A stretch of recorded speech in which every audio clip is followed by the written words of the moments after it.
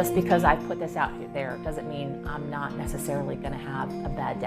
I'm not necessarily going to wake up and wish my leg wasn't purple. There is so much to cover this morning. MSNBC News anchor Yasmin Vossoughian is fearless. I've been a journalist for about 20 plus years or so, and I've been telling other people's stories for a really long time.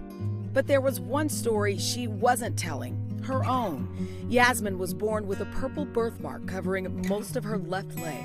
I have way more blood in my left leg than I have everywhere else. Growing up in a small town, Yasmin was teased often. My sister and brother used to defend me a lot. There was actually a bully kid that used to bully me on the bus, and he'd say, "Oh, it looks like someone spilled purple juice on your leg." When Yasmin began her career in news, she still felt the need to keep her legs covered. When I entered the working world, suddenly I felt really judged. I was wearing pants so long that you literally couldn't catch a glimpse of any skin on my leg. I was so afraid that if I put it out there that I had this thing, I wouldn't get a job. I'm kind of exhausted with hiding things from everybody, trying to cover up my birthmark so nobody sees it. And she isn't hiding it anymore. She recently wrote a story revealing her struggles and owning her body, birthmarks and all. And I'm at a point where I said, you know what, let's put it out there. And if people don't like it, well, you know, too bad for them. There are still going to be days that I wish that I had two normal legs. But the difference is I'm owning who I am now.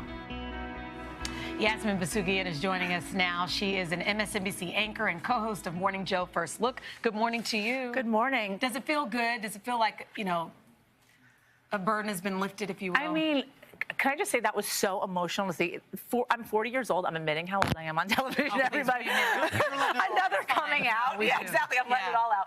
But I spent 40 years thinking about this moment, right, of where I was going to have this big reveal and put it out there. And to watch it, honestly, it made me emotional just even watching my own story. But no, I mean, it's incredible. I think you come to a certain point in your life and you're like, I'm just exhausted about hiding these insecurities. I think we all have these insecurities. Absolutely. Mine is my birthmark. Chanel, yours might be something. Al, yours is something else. And so many other people have other things out there that they're hiding. And doesn't it feel good, though, that you don't have to? It feels so good, but it doesn't mean it's over. Right.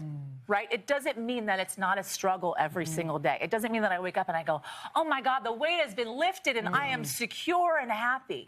You know, even this morning when I was, deciding what to wear on air, I wore the same dress I wore earlier when I was anchoring, but nonetheless, I said, do I wear a shorter dress? Do I wear a longer dress? And I couldn't quite go for an above the knee dress, but I chose something that was courageous for me. Yeah. Sure. Because as you saw in some of those pictures, I'm used to wearing really long pants that cover it all up. So, here I am, world. And you write about the anxiety for this led to other issues for you as well. Oh, yeah. I mean, I struggled with an eating disorder for 12 years.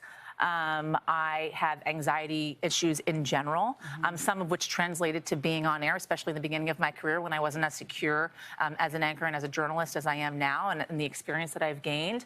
I mean, I think all the insecurities that you have manifest themselves in different ways, right? And we have coping mechanisms, whether or not it's in food, some people choose drinking, whatever it is your thing is, right? And so I had this insecurity, this anxiety about the way in which I looked, my birthmark being that, and it manifested itself in an eating disorder that I struggled with for many years, and I used therapy, and I had therapy to help get over that. Why now? Why talk about it now? I don't know. I don't know the answer to that. Was there a moment where you thought, you know what, enough is enough, or did it build up over time? I have two kids. I have two young boys, almost 3 in October, Azar, and then Noor, who is 11 months old, 2 boys. Oh, cuties. There they are right there. That was Noor when he was 8 weeks old. We were in Hawaii, because I was on maternity leave, and I said, I'm going to Hawaii for 2 weeks on maternity leave. Why not? I have a husband who loves me very much, and I appreciate so much. And I think when you reach a point in your life where you want to be an example to your boys, whether or not you have girls or boys, it doesn't matter, because boys struggle with body confidence as well.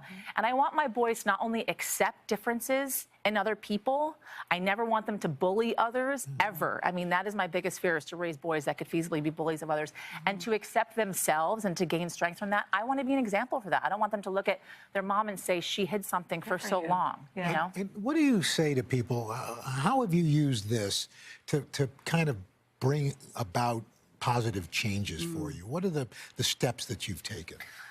I think it's just about, I have had so many people weigh in on this online after I wrote it, right? Because when I put it out there, I was so worried about how people were going to react to it online. And there were so many people that were saying, I've dealt with something like this, or I have something else that I've been dealing with as well.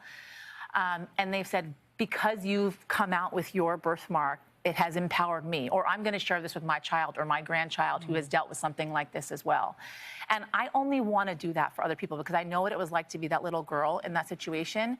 And it wasn't all sad. I mean, you know, I make jokes about it, like I could never rob a bank with shorts on, because people would say, girl with purple birthmark, we're looking for you on the big poster. I mean, you know, I had a family that supported me throughout my childhood, and I think it's really important for people to understand that they need to have family that support them, to gain confidence from that family and that friends. And also what I would say to people is, what I always appreciated was people that would ask me what happened to my leg. I think a lot of parents, when they have young kids, the young kids will say, hey, mommy, what's wrong with that person? And the mom would say, shh, don't ask that. And I think it's so important to tell your kids and to encourage your kids to be curious. In a respectful way. And respectful, and say, hey, you know, what happened? And I would love to tell people, I have a birthmark, and this is what I was born with. Yasmin, thank you for coming. Yeah. And sharing your story. No, and thank you guys for helping me share my story, because it's been a long time coming, and I love being here.